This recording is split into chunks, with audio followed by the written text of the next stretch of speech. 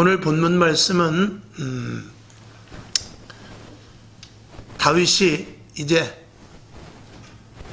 예루살렘 성에 들어와서 통치를 하는 가운데 자기가 이제 그동안 힘든 모든 일들을 다 뒤로 하고 왕궁에서 이제 가만히 통치만 하면 되는 그런 상황 가운데 가만히 생각해 보니까 자기는 이제 안정적인 자리를 찾았는데 가만히 보니까 하나님의 법궤가 한쪽 구덩이에 있는 것 같은 그런 느낌이 들었습니다. 휘장 가운데 있다고 한 것으로 봐서 딱히 어디다 둘 바가 없었던 것이죠. 하나님께서는 광야에서 성막 가운데서 역사하셨고 또 그리고 법궤를 통해서 이스라엘 백성들이 많은 축복을 받기도 했습니다. 그러는 가운데 다윗의 생각에 아무래도 안 되겠다 생각해서 나단 선지자와 이런저런 의논을 하게 됩니다. 하나님의 법궤가 저렇게 휘장 뒤쪽에 있는데 휘장 안에 있는데 저걸 어떻게 좀 그래도 성막으로 우리가 광야에서 있었는데 이제는 나라가 안정되었으니까 좀 저 법궤가 있을 만한 성전을 지어야 되지 않겠는가 이런 이야기가 할 때 나단 선지자가 그 뭐 왕 좋은 대로 한번 해보십시오 라고 이렇게 말합니다. 그때 하나님께서 나단 선지자에게 나타나고 또 그리고 이제 오늘 다윗에게 이야기가 전갈되어서 결국 성전을 그 아들 솔로몬이 짓는 데까지 가게 됩니다. 오늘 여기서 우리가 분명히 알 것은 이 성전을 건축하려는 이 마음이 다윗에게 생겼다라는 것이죠. 우리는 하나님 중심으로 산다고 하지만 하나님에 대한 관심이 조금 작을 때가 있습니다. 오늘 이 다윗은 내가 성전을 지어서 하나님의 법궤를 좀 제대로 좀 모셨으면 좋겠습니다. 이미 그 이전에도 수레에다가 그 법궤를 가지고 가면서 불상사가 났던 그런 일들도 있었고 또 그것 때문에 화를 입은 적도 있었고 또 오베데돔의 집에서는 복을 받은 적도 있었습니다. 그런 여러 가지 우여곡절 끝에 이제 이 하나님의 법궤를 좀 잘 좀 모셔야 되겠다. 그러려면 어떤 거처가 필요하다 이거죠. 그래서 이제 성전을 짓기로 나름대로 했는데 그것이 하나님이 보시기엔 너무나 기뻤던 것입니다. 오늘 본문 보게 되면은 7절을 보게 되면은 내가 언제 너희들에게 성전을 져달라고 했느냐?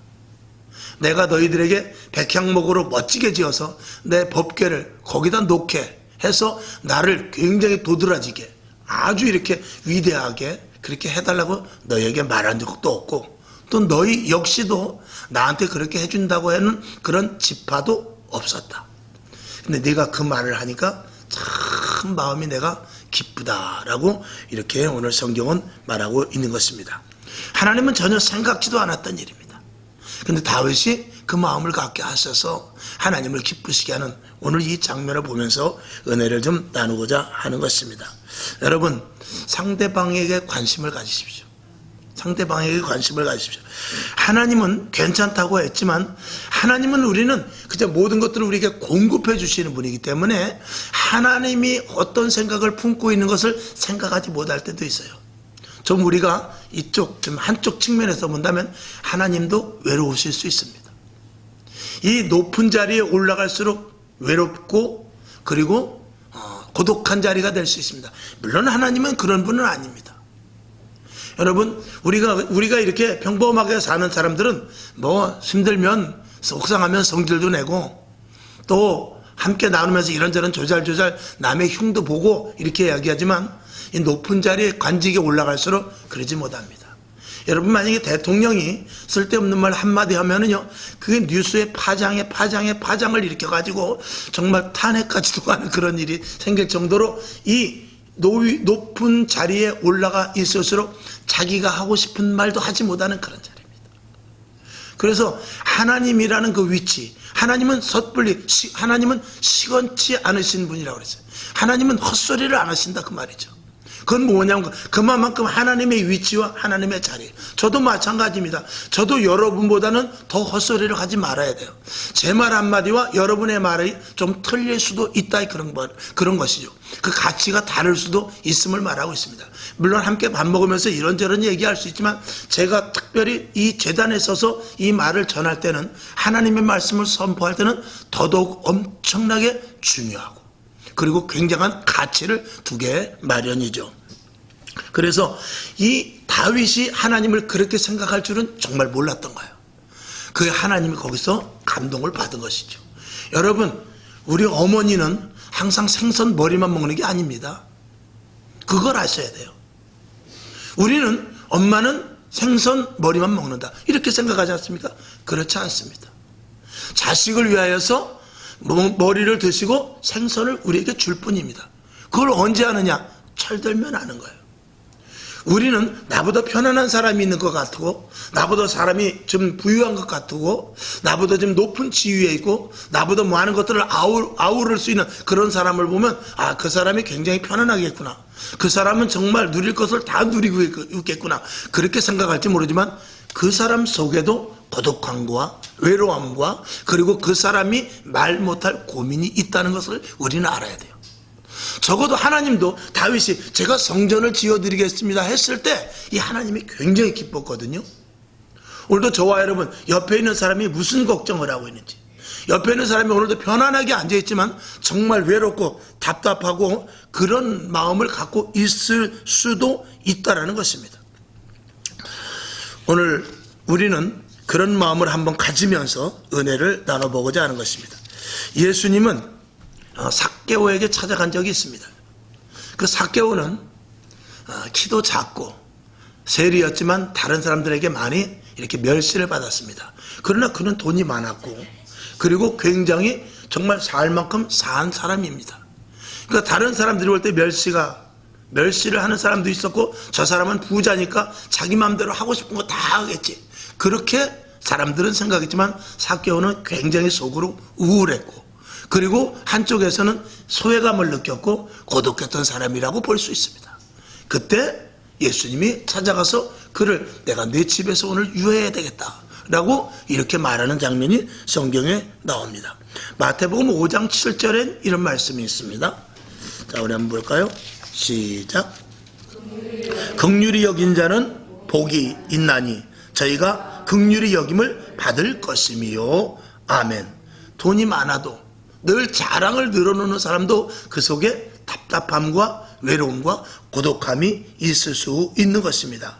저와 여러분, 오늘 우리는 이 다윗이 하나님을 기쁘시게 했던 것과 마찬가지로 여러분, 하나님을 기쁘시게 하는 것과 더불어 내가 볼 때 저 사람이 괜찮다라고 하는 그런 사람까지도 아우를 수 있고 헤아릴 수 있는 마음을 가질 수 있기를 주님의 이름으로 축원합니다. 그건 뭐냐면 상대방을 헤아리는 것이죠. 상대방의 입장에서 내가 있어 보는 것이죠. 그리고 상대방도 나만큼 힘들다라는 것을 한 번씩은 우리가 생각하는 게, 이게 그리스도인으로서 특별히 세상 사람들을 바라보는 눈이 되어야 된다는 것을 말하고 있는 것입니다. 헨리 나우엔이라는 사람이 있습니다. 여러분이 아실 수도 있을 것입니다. 헨리 나우엔이라는 이 신학자가 있었는데 그 사람은 암스테르담 대학 그리고 예일대, 하버드대 교수로 있는 사람입니다. 그러니까 굉장히 똑똑하고 지식이 일반 신학자임에도 불구하고 특별한 아주 탁월한 머리를 가진 사람입니다. 정말 그 사람의 지식은 대단한 사람입니다. 그런데 그는 엄청난 지위를 가졌지만 그는 우울증이 걸렸습니다. 가서 강의를 하고 사람들에게 칭송을 받았음에도 불구하고 우울증을 걸렸습니다. 여러분, 돈 많은 사람 우울증 걸린 사람 많습니다. 그리고 지식 있는 사람 우울증 걸린 사람 많습니다. 그렇기 때문에 그런 것들을 분출하고자 하기 위해서 엉뚱한 짓들을 많이 하죠. 이번에 보니까 누구 가수인가요? 탤런트인가요?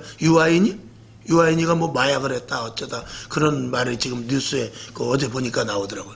유아인이 저 누군지는 잘 모르겠습니다. 유아인가? 유아인이라고 있대요.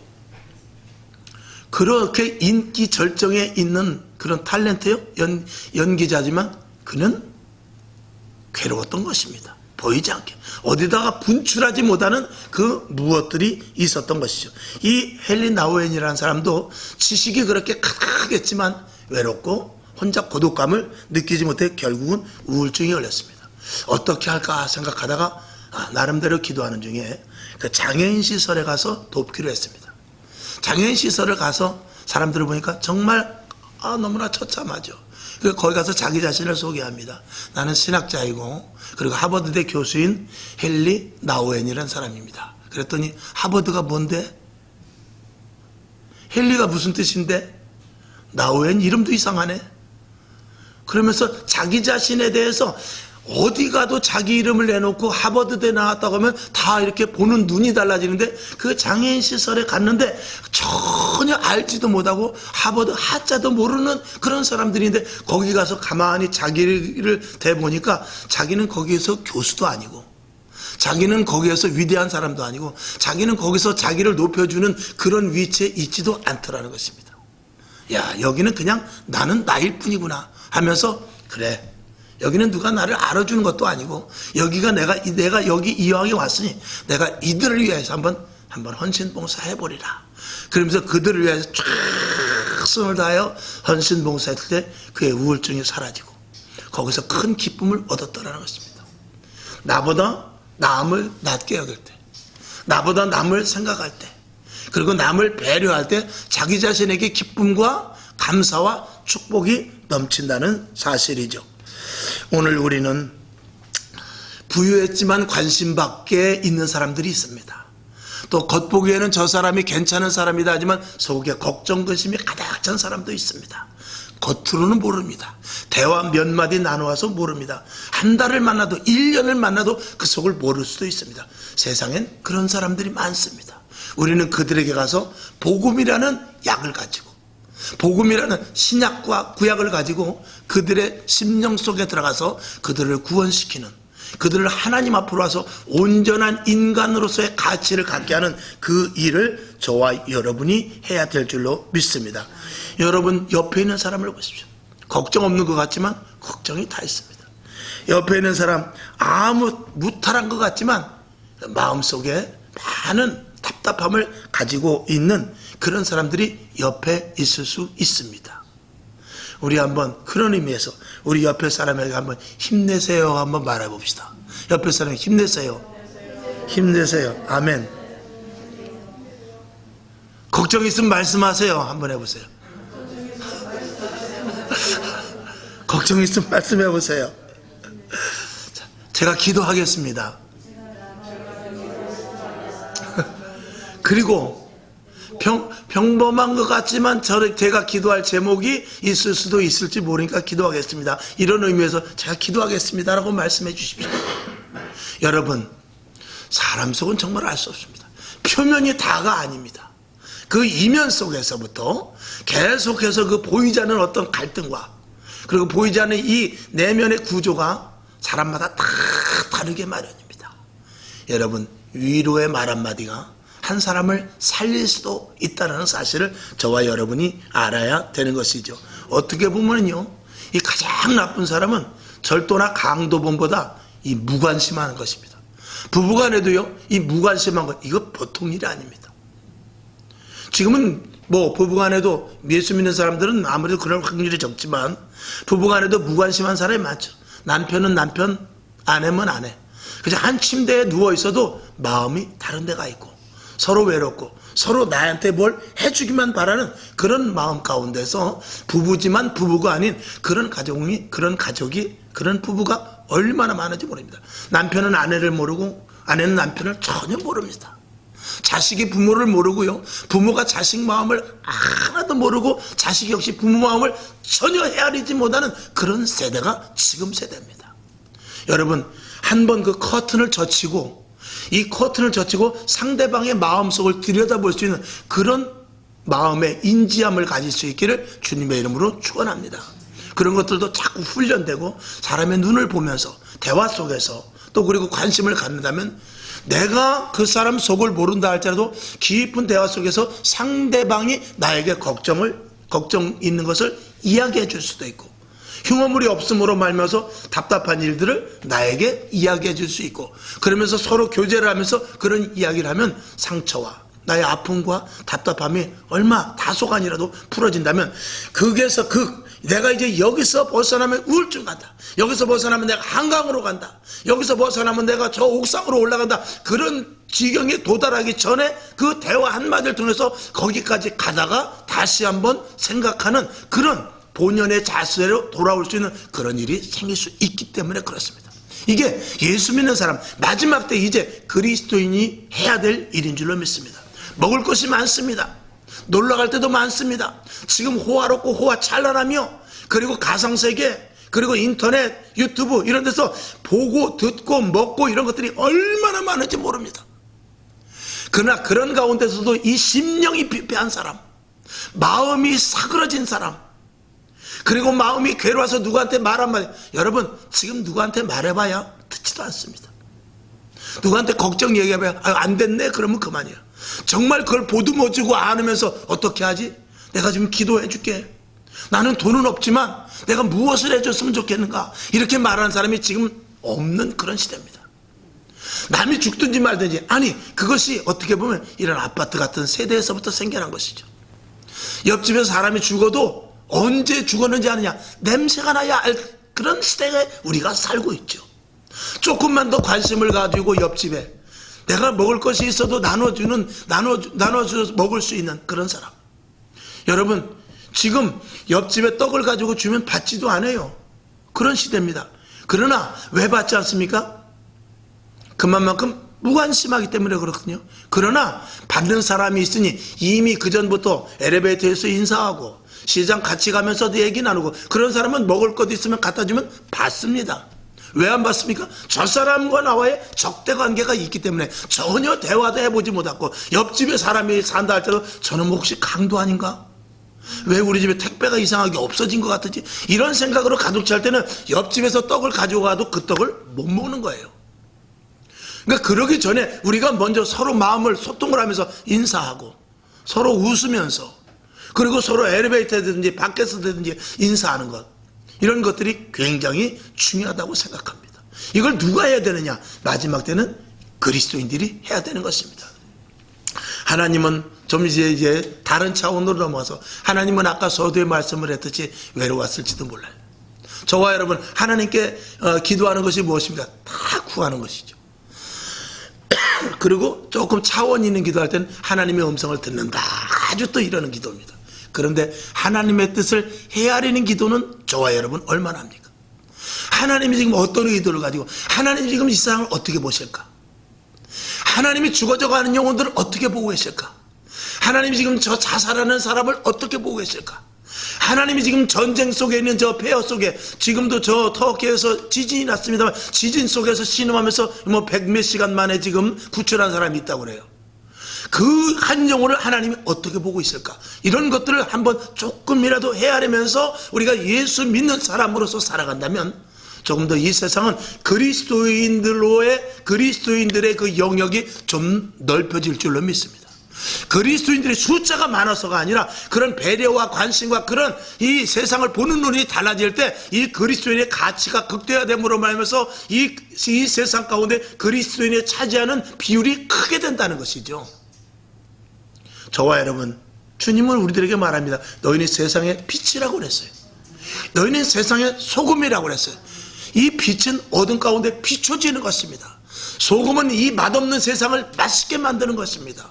그것을 누가 해야 됩니까? 우리 그리스도인들이 해야 되는데, 나도 죽고 나 살기도 지금 바쁘단 말이죠. 나 하나도 추스리지 못한단 말이죠.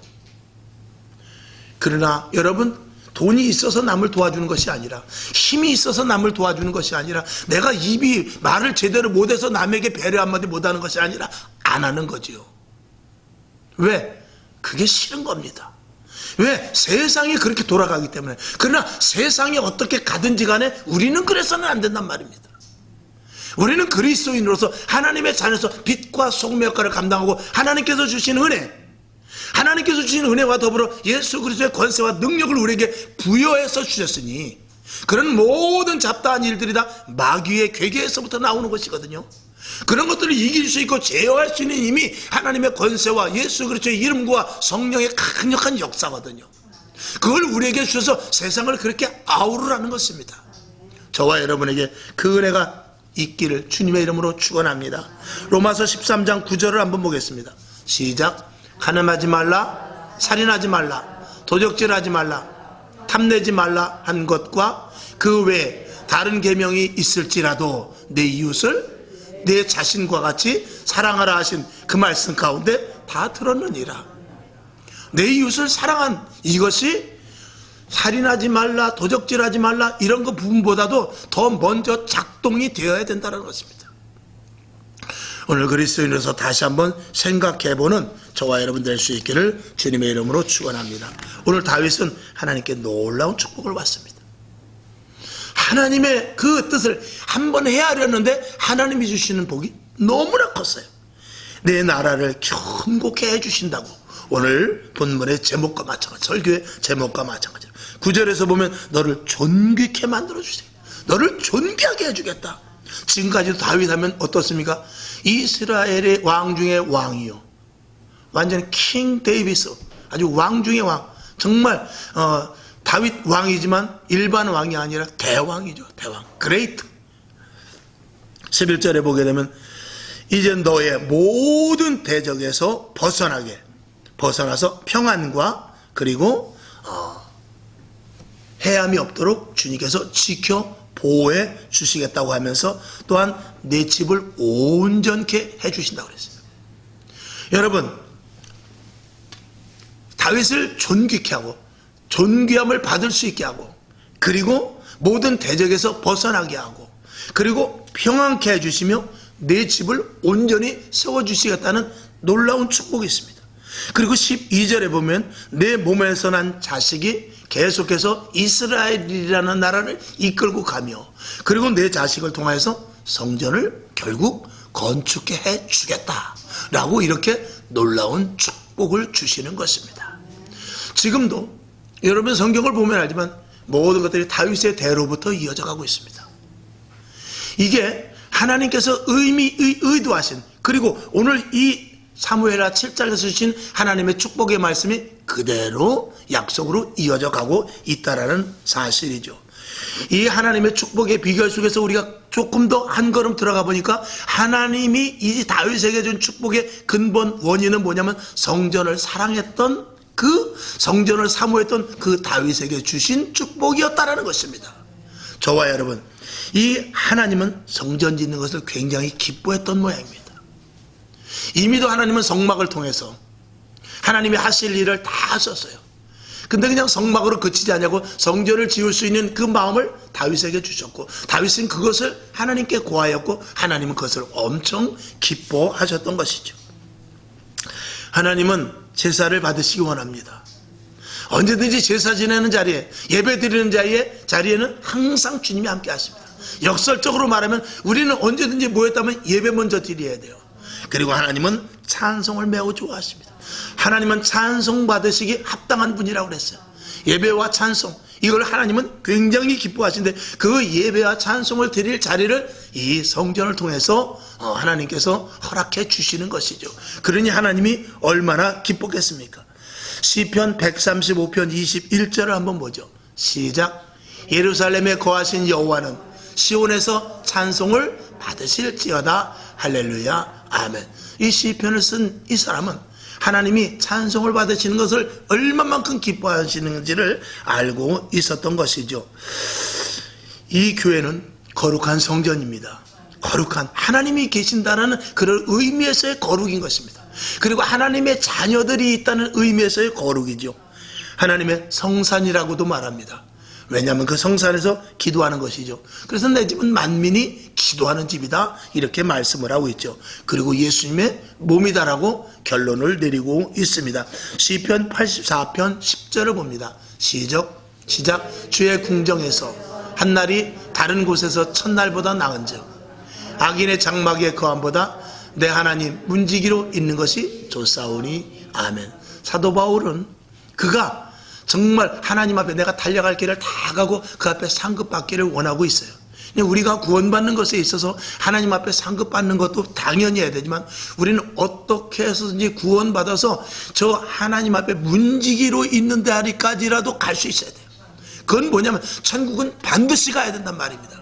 상급을 물론 우리가 받아야 되지만 혹시 상급이 적다 할지라도 천국은 반드시 가야 됩니다. 절대로 천국은 놓쳐서는 안 됩니다. 우리 한번 따라해 봅시다. 우리는 지옥 가기는 틀렸다. 아멘. 제가 가끔 왜 이렇게 말씀을 드리겠습니까?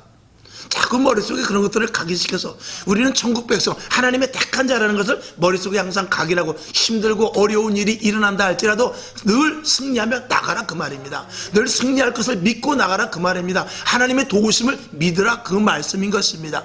그리고 오늘 결론으로 말하면 한 걸음 더 나가서 하나님이 기뻐하시는 일이 무엇인지에 대해서 여러분이 생각을 한다면 하나님은 저와 여러분에게 큰 복을 주실 줄로 믿습니다. 이 땅은 교회를 말살하려고 또 교회를 무시하고 그리고 교회를 계속해서 축소시키려고 하고 있습니다. 하나님이 기뻐하신 일을 못하게 하는 것 누구 하는 것입니까? 마귀가 하는 마귀의 괴계지요. 교회만 없으면 이 땅은 마귀 천지가 되는 것입니다. 교회만 없으면 이 땅은 사단의 놀이터가 되는 것이거든요. 그래서 어떻게 해서든지 교회를 축소시키고 교회를 약화시키고 교회의 가치를 없애려고 하는 것이 마귀의 기막힌 괴계인 것입니다. 주님은 그래서 음부의 권세가 틈타지 못하는 마귀를 능히 이길 수 있는 권세를 이 교회에게 주신 것입니다. 그러니까 마귀는 싫어할 수밖에 없죠. 그러나 그 음부의 권세가 틈타지 못하기 위해 우리는 주님이 기뻐하시는 교회가 무엇인지 알고 그대로 주님이 기뻐하시는 교회를 세워 나가야 되는 것이죠. 주님께서는 베드로에게 말했습니다. 내 교회를 세워라. 베드로뿐만이 아니라 모든 제자들에게 말합니다. 내 교회를 세워라. 사도 바울에게도 말합니다. 내 교회를 세워라. 이방에까지 가서 교회를 세워라. 계속해서 말씀을 하고 있는 것입니다. 다윗은 하나님이 기뻐하시는 성전을 세우길 원했고 그리고 하나님이 기뻐하셨습니다. 자, 다윗이 정말 하나님 보시기에 가장 기쁘다라고 말한 성경 대목이 바로 사도행전 13장 22절을 보면 그 내용이 기록되어 있죠. 시작. 패하시고 다윗을 왕으로 세우시고 증거하여 가라사대 내가 이새의 아들 다윗을 만나니 내 마음에 합한 사람이라 내 뜻을 다 이루게 하리라 하셨더니 아멘. 부모와 자식이 마음이 합해야 돼요. 하나가 돼야 됩니다. 교회 안에서 주의 종과 성도가 하나가 돼야 되죠. 하나님과 우리가 마음이 합해야 돼요. 마음이 합해지지 않으면 그래서 우리가 하나님의 뜻을 알아야 되고 그리고 하나님께서 요구하시고 우리가 왜 자꾸 우리가 순종 교회 와서 하나님 말씀을 순종하라 자꾸 그러냐면 하나님의 뜻을 우리가 제대로 모르기 때문에 순종하라는 거예요. 하나님의 뜻을 알면 우리가 알아서 순종을 하죠. 근데 하나님의 뜻을 모르기 때문에 계속해서 순종하라 명령을 하시는 것입니다. 우리가 이 다윗과 같이 하나님이 기뻐하실 일이 무엇일까? 어떻게 해야 내가 하나님이 좋아하실까? 어떻게 하면 하나님이 이 방향에서 가장 기쁜 쪽으로 나를 이끌고 가실까? 이런 것들을 항상 생각하는 게 이제 우리의 기도여야 되고요. 다윗은 그런 일에 대하여서 하나님 보시기에 너무나 흡족했기 때문에 하나님은 너는 내 마음에 합한 자다. 여러분 자식이 있어도요 부모 마음에 합한 자가 있고요 부모 마음과 다른 자가 있습니다. 여러분이 여러분 부모에게 마찬가지 한번 생각을 해보십시오. 나는 우리 부모와 마음에 합한 자인가? 나는 우리 부모와 마음이 다른 자인가? 부부간에도 마찬가지입니다. 내가 아내의 마음에 드는가? 내가 내 남편의 마음에 드는가? 내 친구의 마음에 드는가? 이런 것들을 이거는 누가 나에게 해주고가 아니라 서로 그런 것들은 내가 배려하면서 그 상대방을 배려하고 나보다 남을 낮게 여기라는 그 예수님께서 주신 말씀대로 우리가 한다면 우리는 이 세상은 시끄럽지 않을 것입니다. 교회도 시끄럽지 않을 것입니다. 가정도 평화가 깃들게 될 것입니다. 교회를 세우기 위하여 오늘 성경 본문을 통해서 해야 될 일 몇 가지를 한번 보겠습니다. 교회는 거룩한 교회로 세워가야 됩니다. 즉 다시 말해서 법궤를 어디에다 모실까를 생각했던 것과 마찬가지로 교회는 거룩해야 되죠. 그래서 교회는 거룩하고 성결한 신부와 같은 가치 있는 성도들이 있어야 그게 진짜 교회인 것입니다. 우리 안에 주님이 계시, 성령님이 계시지 않습니까? 우리는 성전이 아닙니까? 우리와 같은 성전된 자들, 우리 안에 성막이 있는 듯한 그런 모습의 교회가 되어야 될 줄로 믿습니다. 그 다음에 신령과 진정의 예배를 드리도록 해야 됩니다. 이 교회 안에서 엉뚱한 소리 나면 안 됩니다. 오직 하나님의 영으로 충만 마치 이사야가 성막을 들여다봤을 때 거기서 정말 하나님의 그 향이 나듯이 오늘 이 교회에도 여기서 나오는 모든 말, 생각, 행동, 계획, 이것은 오직 예수, 오직 하나님, 오직 하나님께 영광, 오직 용서, 사랑, 은혜, 축복, 헌신, 봉사, 이런 것들로만 이 안에 가득 차야 됩니다. 아멘. 그래야 우리가 드려지는 예배가 신령과 진정의 예배가 되는 것이죠. 다윗은 그런 것들을 원했던 것입니다. 그러니까 내가 성전 문지기라도 내가 있으면 좋겠다 하고 그 성전에 대한 그 거룩성을 극대화시킨 것이죠. 그 다음에 교회는 성령의 불이 꺼지면 안 됩니다. 절대적인 것이죠. 성령님이 교회 감독자이시기 때문에 성령의 불이 꺼지면 성령님은, 감독자이신 성령님은 마음이 아파하게 될 것입니다. 그리고 성령님이 떠나게 될 것이죠. 그 다음에 교회는 기도가 쉬지 말아야 됩니다. 내 집은 만민이 기도하는 집이라고 그랬습니다. 하나님께서 아주 정의를 했습니다. 내 집은 만민이 기도하는 집이다. 이 기도가 더 중요시 부각돼야 되는 것은 오순절 마가의 다락방에서 그 오순절 마가의 다락방에서 기도를 통하여서 교회가 탄생됐기 때문에 그래요. 거기서 열흘 동안 전혀 기도에 힘썼다고 그랬어요. 그리고 그들이 성령을 받아서 기도의 모체가 된 것입니다. 그러니까 기도는 교회의 걸음이요, 뿌리가 되는 것입니다. 기도가 없는 교회는 뿌리가 흔들리는 거예요. 기도가 없는 교회는 걸음이 들어가지 않는 밭과 똑같습니다. 겉보기에는 멀쩡할지 모르지만 이미 속에서부터 쓰러져 가고 있다는 사실을 알아야 되죠. 그래서 우리 교회는 기도가 멈추면 절대로 안 된다는 것을 다시 한번 아울러 말씀을 드립니다. 하나님은 오늘도 교회를 사랑하는 자들을 찾고 계십니다. 어떻게 하면 주님이 기뻐하시는 교회를 세울까 생각하는 자들에게 복을 주시려고 오늘도 준비하고 계신다는 사실을 저와 여러분 분명히 믿으시기를 바라며, 교회를 바르게 세워갈 일꾼들을 찾고 계시며, 교회는 주님의 몸이기 때문에 그렇습니다. 아멘. 여러분, 하나님 마음에 합한 자 다윗과 같이 교회를 더 사랑하고 바로 세우며, 그리고 헌신할 때 오늘 다윗에게 주셨던 축복이죠. 존귀케 되는 자, 대적에게서 벗어나는 평안, 그리고 여호와께서 그 집을 지켜주신다고 그랬어요. 그리고 자녀들을 통한 대대의 복을 주님께서 주신다고 했습니다. 나를 살리고 가정을 살리고 이웃을 살리며 나라를 살리는 데까지 가는 약속하신 하나님의 놀라운 축복이 주님의 몸된 교회를 세우길 원하는 저와 여러분을 통하여 계속해서 끊임없이 일어나기를 주님의 이름으로 축원합니다.